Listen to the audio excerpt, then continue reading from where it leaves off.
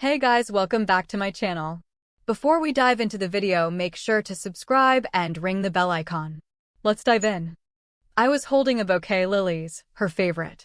They smelled like the kind of innocence I once believed in. Hook, he brought flowers to surprise his wife at work. The security guard said, "I see the husband every day," then pointed to another man walking out with her.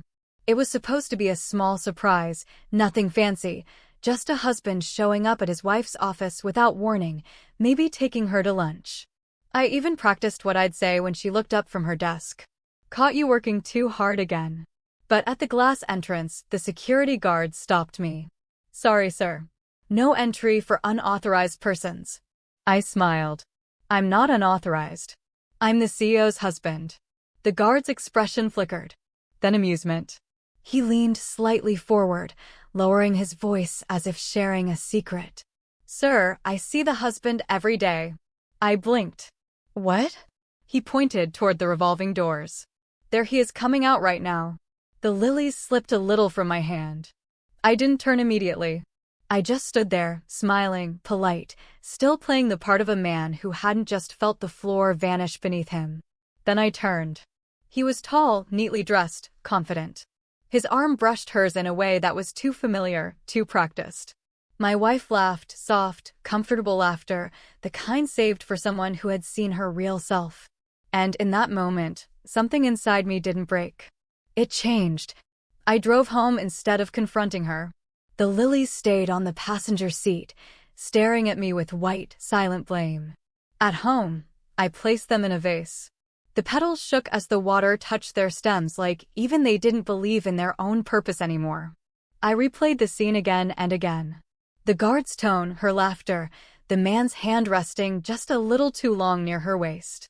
I told myself there had to be an explanation, a client, a coworker, a mistake. But she never mentioned him. That night she came home late.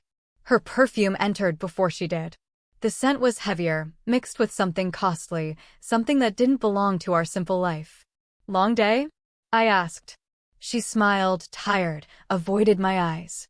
"You have no idea." I nodded, letting her disappear into the shower. I listened to the water running, imagining it washing someone else's touch off her skin. When she came to bed, she turned her back to me. That used to mean comfort. Now it was a wall. Sleep didn't come, only a slow burning clarity. Over the next week, I began collecting pieces. Her phone buzzed at 11:17 p.m. She said it was a work emergency. I watched her fingers tremble slightly as she typed her reply. Her lipstick changed shades, her earrings too. Small details. The kind of changes you make when someone new is watching closely. At her office, the guard began greeting me with awkward kindness, avoiding eye contact. He must have thought I knew. I started going there often at odd hours, pretending to drop something off, to meet her for lunch, to surprise her again.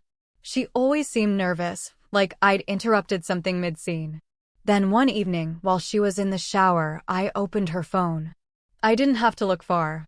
Messages, photos, hotel bookings under her name. Each page I turned was another piece of her soul fading in my hands. And still, I smiled when she kissed me goodbye the next morning. On Friday, I walked into her office again. The guard didn't stop me this time. He only looked down. She was at her desk typing. Her smile froze when she saw me. "Hey, you didn't call." "I wanted to surprise you," I said.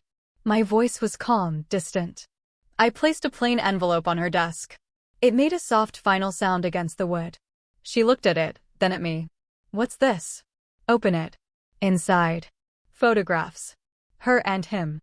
Hotel lobbies, dinners. The way she leaned in toward him with the same smile she once saved for me. Color drained from her face. "I can explain." "I'm sure you can," I interrupted softly. "But you won't." She stood trembling. Tears started gathering, but I wasn't interested in her show. I'd seen enough of her acting skills already. He walked in a minute later. The other man, her husband, the guard, hadn't been lying. For a second, they both just froze. Him realizing what I knew, her realizing what she'd lost. I looked at them, two strangers caught in the light of their own ruin. And I smiled, not out of happiness, but completion. Hook. He owned the company. He handed her a resignation letter signed in her name. Then he said one line and walked out forever. I spoke quietly, every word careful. You said you married me for stability. I gestured toward him. I assume he was for excitement. She couldn't speak. He stepped forward, guilt written all over his face. Let's talk like adults, he said. I turned to him, steady. Adults don't pretend to be husbands to someone else's wife. The silence that followed was heavy, thick enough to choke on. I placed my wedding ring on her desk next to the envelope. It's yours, I said. You've already shared everything else.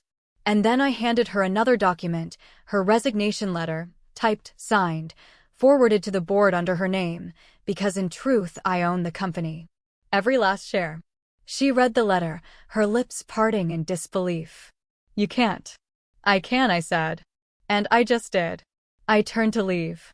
She reached for my arm. Please don't do this. I looked down at her hand, the same hand that had touched him hours ago.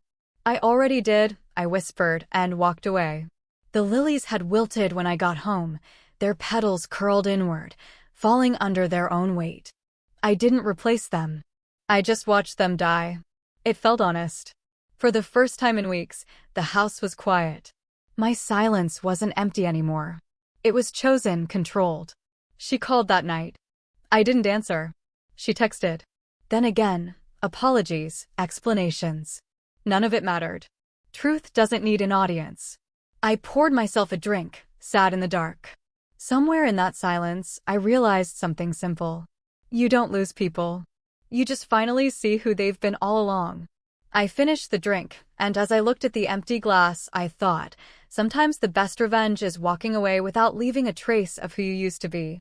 I didn't destroy her world. I simply returned her to it without me.